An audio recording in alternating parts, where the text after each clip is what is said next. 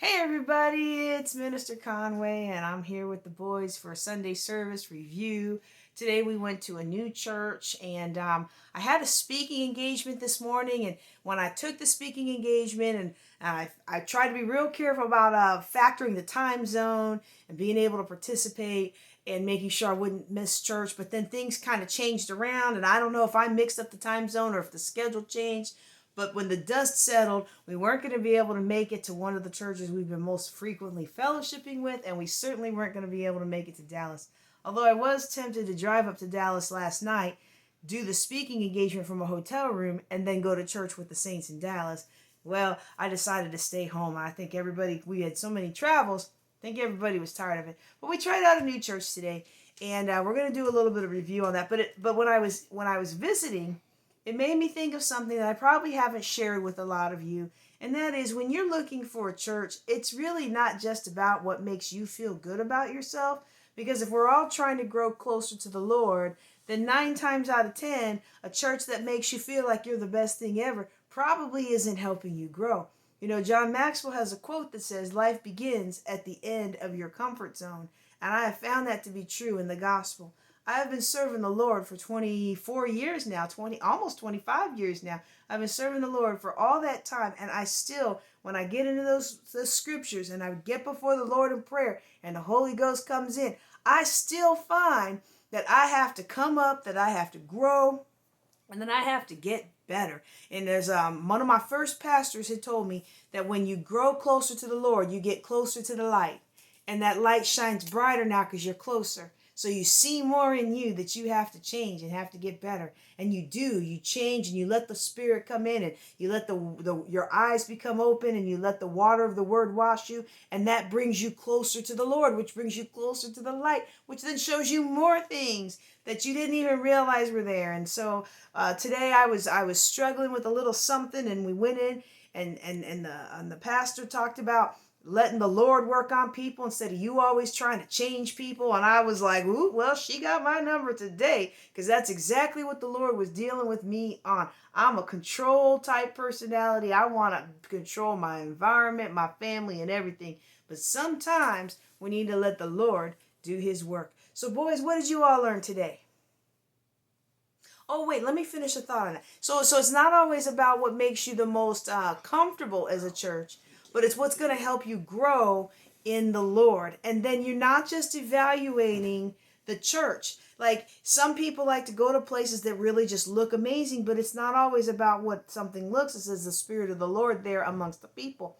Sometimes you might notice that the sermon is perfectly stacked, but then the people are mean. And I've been to some churches, y'all, where that sermon is a textbook sermon, and the people are cold as ice. Or the been to other churches where the music and everything was beautiful, but then wow, I'm really making it sound like this wasn't a good church. I promise you, what I'm saying has nothing to do with the church. The church we went to was fantastic. It was so nice to sing our old songs that we're used to in Church of the Living God International, and to hear the style of preaching we're used to. Like, it was nice to see my little one. Well, he's a big one now. My big boy on the drums, my young man on the drums. Like, it was so nice to after church though. They did a little jam session. Maybe I'll tag that on the end of this. So this church was phenomenal. What I'm saying has nothing to do with this church, but when we were going to it, it made me think about how a lot of times we just look for certain things. It's kind of like looking for a partner.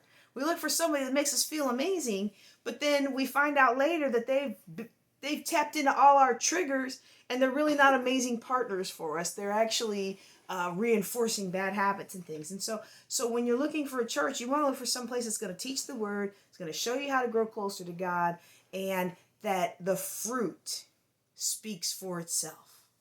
You know, there's a church we visited with a couple weeks ago, and one of the things that I noticed is that, like the one we went to today, all these other churches we visited, as soon as the service is over, man, people, they're out of there. And in this particular church, they were fellowshipping for like 45 minutes after service with each other after having a fairly long service. And then we went to dinner across the street. We come back and they still fellowship. And I said, well, those people love each other. And that's a good sign of a healthy church. That, I mean, maybe we won't want to stay 2 hours after service fellowshipping, but you know what? To be in a body of believers that love each other enough to sit there and fellowship for an hour or so after service. That's a beautiful thing. And you know, if you're going to that church, that you're in an environment that practices what they preach. And I thought this church that we went to today was lots of fun. So I got convicted a little bit. You know, doesn't matter how much, doesn't matter how long you've been serving the Lord, doesn't matter if you're ministry. Sometimes the Lord still has to say, hey, you poke you in the eye and say, hey, wait a second, maybe thump you in the chest. I think poking the eye is the wrong phrase I want. But kind of thump you in the chest and say, hey, wait a second now. You're trying to do my job for me and you're not doing a good job of it. So that's what I got out of service today. Brother Philip, what did you get out of service today? Well, I know Pastor was talking about a type of love. I don't remember what she called it. It was something with an A in it. Agape? Agape. Uh-huh. Yeah.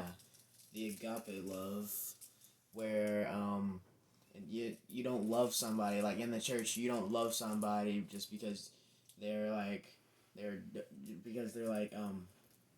don't know, doing great things for people, or their backstories, or things that make them you love them because because God the Father loves them too, so you love them as well. In the church, you don't just love them based on what's happened to them, what they've done. You don't, or hate them based on what they've done. You love them because they serve the same God that you do, and He loves them, and so you return that love, and you love them as well. Well, that's important to do because, especially in this town, well, I shouldn't say it like that. See, I shouldn't say stuff like that. See, the Lord's working on me with my big old mouth. But let's just say I've seen it more often in being a person who was born in the Northeast and has been stationed in the Northeast many times, and then has lived in the South and been stationed in the South many times. I find it more in the South that a lot of institutions like church is really based on who you like and who's who and who's being seen and stuff, as opposed to maybe a more northern style and of church where everybody's got 2 or 3 businesses, 3 side hustles, and a ministry on their own. So they don't come to church for the same things, and they don't let the same things hinder them. They have other issues that hinder them that I don't see as much in the South, but that's another conversation. But I find that around here, it's like church is an extension of the social community, and it's really more about being seen and I'm going to love you based on how you look, or whether you can play an instrument, or whether you can sing, or whether you can bring good money to the church, or bring good programs to the church. And I'm really glad that she was preaching on the different types of love. And I'm so glad that we have a God, a great God who created the heaven and the earth, who accepts us. He knows who we are. He accepts us. And all He's asking us to do is to let Him come into our heart so that He can make us what He wants us to be. You know, people say, oh, well, you've changed, and I don't want to change. But you know, if you've been walking with the Lord for 5 years, you've been walking with the Lord for 10 years, you've been walking with the Lord for 20 years, you may not yet still be perfect, but you should have a change. And I'm so glad that when people see me, they know that I have a change. Anything else you want to bring out? I know I've talked a lot of this review. It's really supposed to be for you. Well, I mean, the pastor, she really reminds me a lot of you. Yeah. I know. Even her stories about growing up, I was like, been there. I was like, I'm just thinking, y'all two might get along. I think we will. Which is something to be scared of, but I mean, maybe you'll be preaching at that church. I don't know. I don't know what the Lord has for us. And that's the thing. Like, we had our business meeting last week, and I really thought that the Lord was going to give me some clarity in preparing for the business meeting. And I just still feel led to support. I feel led to support the churches that we fellowship with. I feel led to support the jurisdiction by continuing to travel. I'll probably do more of that now as I'm getting school really into my research phase. I'll probably do more traveling on the weekends and visiting our saints in North Dallas and College Station in Oklahoma and Albuquerque, which I did last year. Well, I didn't visit College Station. I kept forgetting. Poor Sister Janie. I kept forgetting that she was there. She was so close. And every time I would pass through on my way to somewhere else, I'd be like, I'm so sorry. I'm passing through College Station. So I owe her like a ton of visits that she didn't get the visits everybody else got. But I'm just going to support. And I really enjoyed myself today. And you know, we have to enjoy ourselves in the Lord. And you know what I think I want to do right now? Speaking of supporting, I think my stomach is rumbling. No, it's mine. Yeah, Oakdale's having a chili cook-off today. I think I'm gonna go support the chili cook-off. Well, that's our review for today. I'm Minister Conway, this brother Philip. I want to thank y'all for watching these. Y'all take care and be blessed.